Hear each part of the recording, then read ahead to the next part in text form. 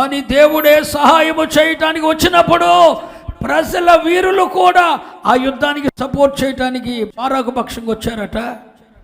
నాయక దండం వచ్చిందట, న్యాయాధిపతులు వచ్చారట, రెండంతల ఫలభరితమైన జీవితాన్ని జీవిస్తున్న ఎఫ్రాయిమీలు వచ్చారట, దేవునికి నివాస స్థానంగా ఉన్న బెన్యామీనీయులు వచ్చారట. అందరూ ఈయనతో కూడా వచ్చేస్తున్నారు. 15వ వచనం కూడా చూడండి. ఇస్సాకారీయులైన అధిపతులు అధిపతులు ఎవరు? ఇస్సాకారీయుల్లో ఉన్న అధిపతులు దెబోరాతో కలిసి వచ్చిరి. ఇస్సాకారీయులను బారాకును అతి వేగమున లోయలోనికి చొరబడిరి. రూబేనీయులు కాలబలి యొద్ద జనులకు గొప్ప హృదయాలోచనలు కలిగెను. ఆయనతో కూడా వచ్చిన వారందరికీ దేవుడట గొప్ప ఆలోచనలు కలగజేస్తున్నాడట. ఆ యుద్ధం ఎలా చేయాలో, ఆ పని ఎట్ట జరిగించాలో, బారాకుతో కూడా దెబోరాతో బారాకుతో కలిసి ఎవరైతే ఆ దర్శనాన్ని నెరవేర్చడానికి ప్రయాణం చేస్తున్నారో వారికి దేవుడట ఆ వచ్చిన వారందరికీ గొప్ప గొప్ప ఆలోచనలు ఇచ్చేస్తున్నాడట. దేవుడు సహాయము చేయి వస్తే ఇలాగే ఉంటుంది బిడ్డలారా. దేవుడే సహాయము చేయి వస్తే న్యాయాధిపతులు నీతో కూడా వస్తారు, అధిపతులు నీతో వస్తారు, నాయక దండం నీతో వస్తుంది, ప్రజలలో ఉన్న వీరులు నీ వెంట వస్తారు, ఫలభరితమైన జీవితాన్ని జీవిస్తున్న ఎఫ్రాయిమీలు నీ వెంట వస్తారు, దేవునికి నివాస స్థానంగా ఉన్న బెన్యామీనీయులు నీ వెంట వస్తారు. నీతో కూడా వచ్చేవారికి దేవుడు గొప్ప ఆలోచనలను కలగజేస్తాడు. తన ఆలోచన చేత నడిపించి నిన్ను విజయశీలునిగా చేస్తాడు. ఎంత గొప్ప దేవుడు అండి. నువ్వు సాధించలేవు, నీ వల్ల కాదు. కానీ దేవుడు బారాకుకు దెబోరాకు సహాయం చేయవచ్చినప్పుడు ప్రజలు కూడా అతనితో వచ్చారు. ఇవాళ నీ దర్శనంతో ఎవడో నీతో ఏకీభవించట్లేదు. కారణం ఏంటి? నువ్వు చెప్పేది ఎవడింట్లా? నీ దర్శనంతో ఎవడు ఏకీభవిస్తలా? నీ పోరాటాల్లో నీతో ఎవడు రావట్లా? కారణం ఏంటి? దేవుడు నీకు సహాయం చేయట్లేదని కదా అర్థం. నీ కొడుకు నీతో రాడు, నీ భార్య నీతో రాదు, నీ దర్శనంతో ఏకీభవించేవాడు ఒక్కడుండడు, నీతో యుద్ధం చేసేవాడు ఒక్కడుండడు, నీకు సహాయం చేసేవాడు ఎవడు నీతో ఉండడు. అధిపతులు నీతో రారు, నాయకదండం నీతో రాదు, న్యాయాధిపతులు నీతో రారు, వీరులు నీ వెంట ఉండరు. నీ ఎనకమాల వచ్చేవాడికి ఒక్కడికి కూడా మంచి ఆలోచన ఉండదు, నిన్ను చెడగొట్టే ఆలోచన ఉంటుంది. కారణం ఏంటి? దేవుడు నీకు సహాయము చెయ్యరాలేదు అని కదా అర్థం. ఈ సెప్టెంబర్ మాసంలో సిసెరాతో యుద్ధం చేయటానికి వెళ్ళిన దెబోరాకు బారాకు సహాయము చేయవచ్చిన దేవుడు మనకు సహాయము చేయవస్తున్నాడు. మనకు సహాయం చేయవస్తున్నాడు. మనకు సహాయం చేయవస్తున్నాడు. మనకు సహాయము చేయవస్తున్నాడు.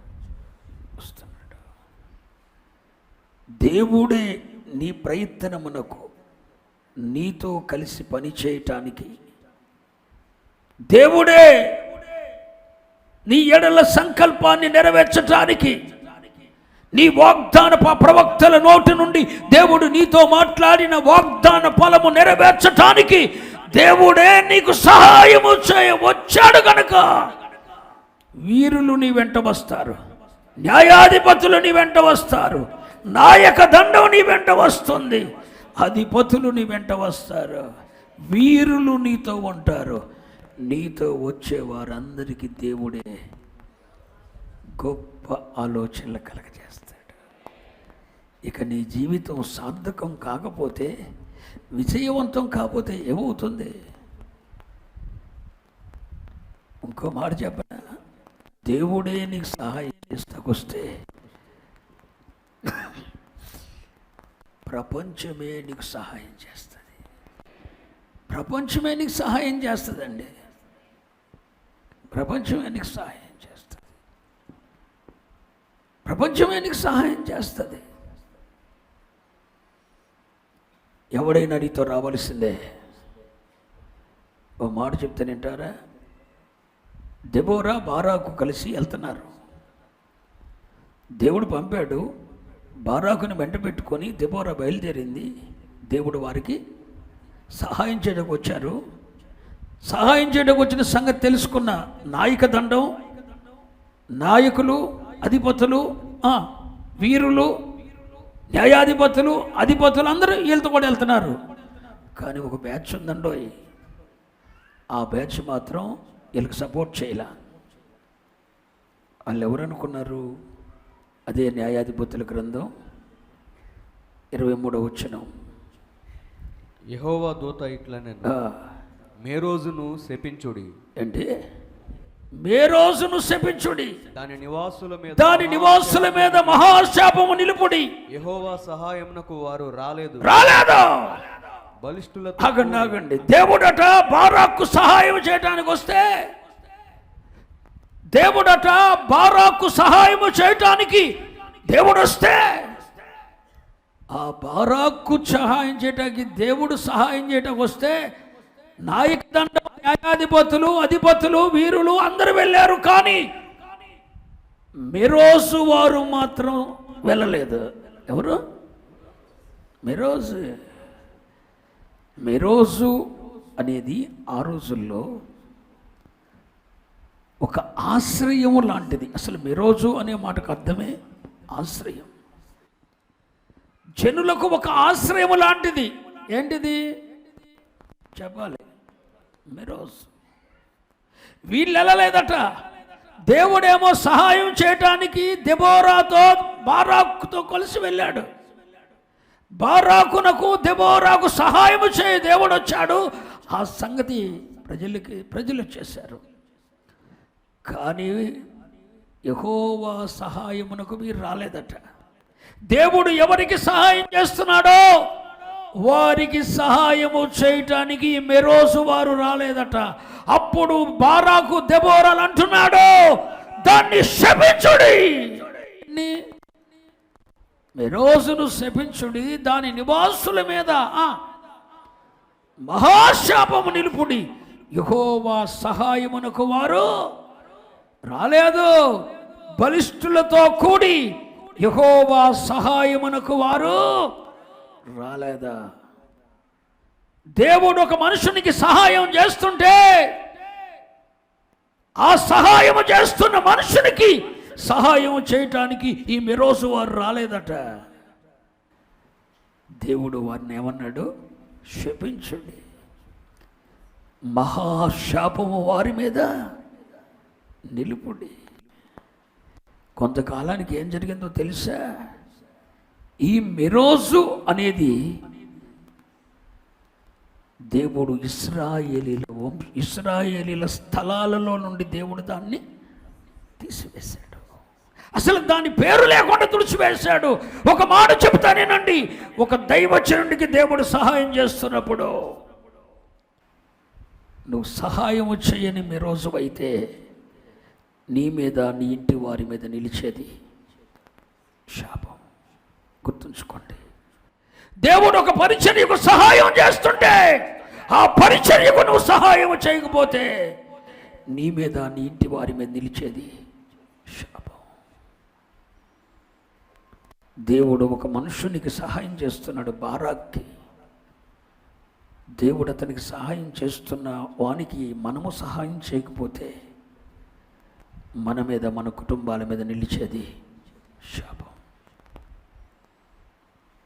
ఈరోజు నేను అడుగుతున్నా, నువ్వు మీ రోజులాగా ఉన్నావా? దేవుడు ఆ పరిచర్లకు సహాయం చేస్తున్నది నీకు అర్థం అవట్లేదా? దేవుడు ఆ పరిచర్లకు సహాయం చేయకపోతే, దేవుడే సహాయం చేయటానికి వచ్చినప్పుడు ప్రజలు కూడా ఆ పక్షంగా నిలవడానికి రాకపోతే ఆ పని జరిగేది కాదు. అంత అద్భుతం అక్కడ కనబడుతుంటే నువ్వు మాత్రం సహాయం చేయకుండా భీష్మించి కూర్చున్నావు చూడు. దేవుని నివాస స్థానం కట్టబడుతుంటే నువ్వు భీష్మించుకొని కూర్చున్నావు చూడు, సహాయం చేయకుండా. నీవు ఒక మెరోసువి. దేవుని రాజ్య స్థాపన జరుగుతుంటే, దేవుడు ఒక పరిచర్యకు సహాయం చేసి దేవుని రాజ్య స్థాపన జరుగుతుంటే ఆ పరిచర్యకు నువ్వు సహాయం చేయకుండా భీష్మించుకొని కూర్చున్నావు చూడు, అదే నీ ఇంటి మీద ఉన్న శాపం. చాలా మందికి అర్థం కాదండి. ఒకటి గుర్తుంచుకోండి బిడ్డలారా, మనలో ఉన్న ఒక చిన్న బిడ్డకు దేవుడు సహాయం చేస్తున్నాడు అని మనం గుర్తిస్తే అతనికి మనం సహాయం చేయటానికి ముందుకు వెళ్ళాలి. లేకపోతే మన మీద నిలిచేది శాపం. చాలా మంది క్రైస్తవ కుటుంబాల మీద నిలిచింది ఈ రోజు శాపమే. దేవుడు ఒక దైవ సేవకునికి సహాయం చేస్తున్నప్పుడు సహాయం చేయరు. సహాయము చేసి ఆ యుద్ధములో జయం పొందటానికి వారు చేయూతనివ్వరు. సాతానుతో ఆ దైవజనుడు తలపడుతున్నప్పుడు, సాతాను పోరాటాలతో ఆ దైవజనుడు తలపడుతున్నప్పుడు దేవుడే సహాయము చేయటానికి వస్తే ఆ పోరాటాల్లో వీరు కూడా 10,000 మంది తోడుగా ఉండి సహాయం చేయకపోతే బారాకు విజయం వస్తుందా? దేవుడు సహాయము చేయవచ్చాడు. 10,000 మంది అతనితో కూడా వచ్చారు. అందులో నాయకదండం ఉన్నారు, అందులో న్యాయాధిపతులు ఉన్నారు, అందులో అధిపతులు ఉన్నారు, అందులో ప్రజల వీరులు ఉన్నారు. ఆ 10,000 మంది కూడా వచ్చారు. కానీ మీ రోజు వారు రాలేదు. ఆ శాపమే ఆ ప్రాంతాన్ని పరిశుద్ధ స్థలాల్లోని దేవుడు కొట్టివేసేటట్టు చేసింది. ఈ మిరోజుల గురించి నేను ధ్యానిస్తున్నప్పుడు దుఃఖపడ్డాను. ఒకప్పుడు మిరోజు ఒక ఆశ్రయము, కానీ దాని పేరు ప్రస్తావన కూడా పరిశుద్ధ ప్రదేశంలో దేవుడు లేకుండా చేసేసాడు. ఏ పరిచర్యకైనా దేవుడు సహాయం చేసి దాన్ని వృద్ధిలోకి తీసుకొని వస్తున్నప్పుడు నువ్వు సహాయం చేయి. దేవుడే సహాయం చేయడానికి ఒక పక్షంగా నిలబడేటప్పుడు నువ్వు అతనికి సహాయం చేయి. నువ్వు మెరోజు వలె ఉండద్దు. మెరోజు వలె ఉంటే అప్పుడు నీ ఇంటి మీద శాపం ఉంటుంది.